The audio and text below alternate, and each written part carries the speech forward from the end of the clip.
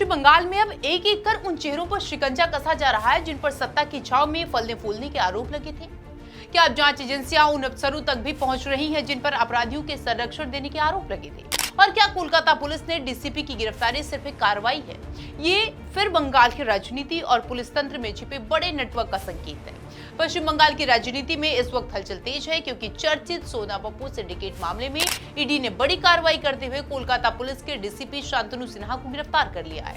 बताया जा रहा है कि ईडी काफी समय से उनसे पूछताछ करना चाह रही थी। एजेंसी ने कई बार समन भेजे थे, लेकिन आरोप है कि शांतनु सिन्हा जांच में पूरा सहयोग नहीं कर रहे थे। इतना ही नहीं, उनके खिलाफ लुकआउट सर्कुलर भी जारी किया गया ताकि वो देश छोड़कर बाहर न जा सके।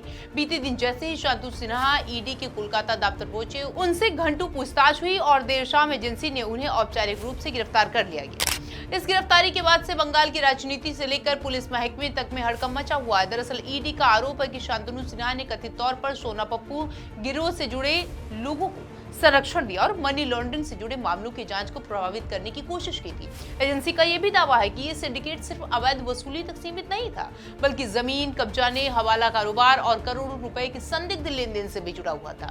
सूत्र ये कहते हैं कि ईडी को छापेमारी के दौरान कई अहम दस्तावेज और इलेक्ट्रॉनिक सबूत भी मिले हैं, जिससे कथित तौर पर यह संकेत मिला है कि सिंडिकेट से कुछ सदस्यों ने पुलिस अधिकारियों से करीबी संबंध थे। अब जांच एजेंसियां ये भी पता लगाने में जुटी हुई है कि क्या पुलिस तंत्र का इस्तेमाल अवैध गतिविधियों को संरक्षण देने के लिए किया जा रहा था। बीजेपी लंबे समय से आरोप लगाती रही है कि बंगाल में कुछ पुलिस अधिकारी टीएमसी नेताओं के करीबी बनकर वसूली और अवैध कारोबार को संरक्षण देते थे। शांतनु सिन्हा को भी ममता सरकार का करीबी अधिकारी बताया जा रहा था। जांचकर्ताओं का दावा है कि एक लंबे कालीघाट इलाके की जिम्मेदारी संभाल चुके हैं और शांतनु सिन्हा के संबंध में कस्बा के कुख्यात अपराधी सोनू पप्पू से आरोप है कि जमीन कब्जाने और अवैध वसूली के धंधों में भी उनकी हिस्सेदारी थी।